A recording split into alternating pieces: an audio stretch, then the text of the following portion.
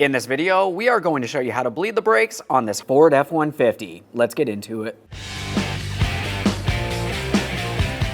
At the master cylinder, we're going to go ahead and remove all the fluid from in this area so we can replace it with brand new brake fluid. We don't want to use any of the pre-existing brake fluid.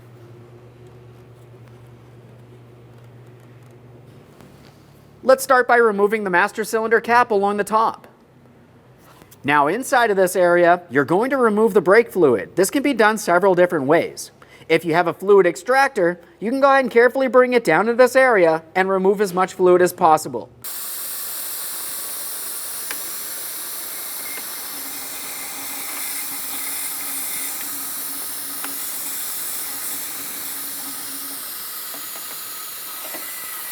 And we'll just go ahead and top off our fluid. We're using brand new .3 or .4 brake fluid. It's really up to you.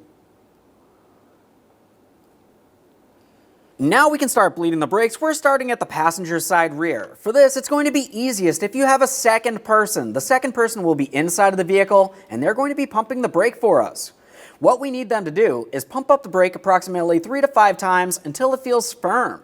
Once it does, we're going to open up our bleeder screw and we're going to watch the fluid making its way out. We want to have only clean, brand new fluid, never any dirty fluid or even any air bubbles.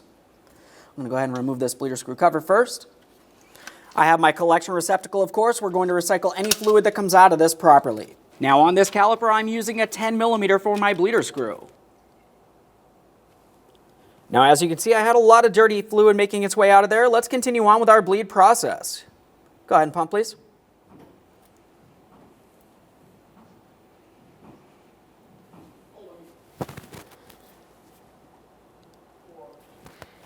Go ahead and pump.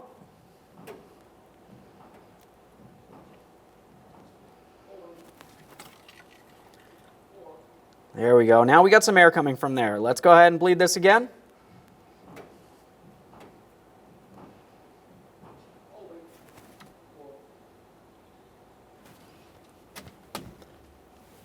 Now, once you feel as though you've removed all the dirty fluid and air from in the system, go ahead and remove your apparatus, and we'll continue on cleaning our mess and reinstalling the bleeder screw cover for this caliper.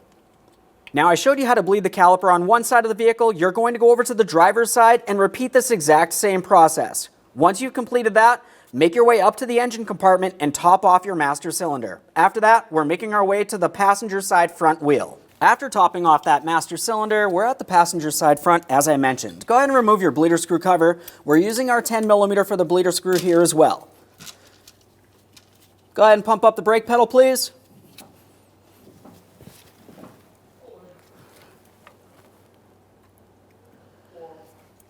Go ahead and pump.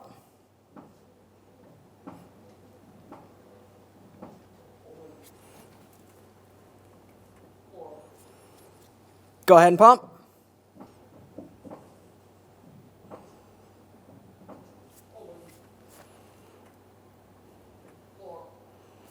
Okay, that one looks perfect. Let's get one more here just to confirm everything's proper.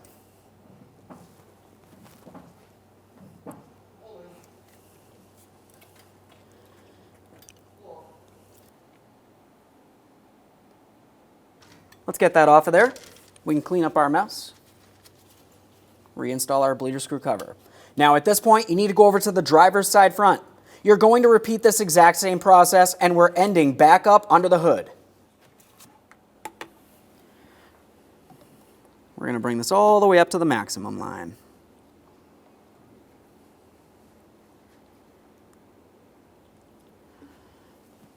Just a little bit more. Reinstall your cap. Okay, friend, we finished bleeding our system. The next thing that you want to do is make sure that you hop in the passenger compartment, pump up the brake pedal, and confirm that it stays firm. After that, reinstall every one of your wheels and torque those lug nuts to 150 foot-pounds and take your vehicle for a road test. Thanks for watching. When only the best will do, demand TRQ. The only company that lets you view before you do.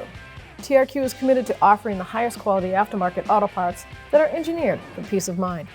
Thanks for using and viewing with TRQ.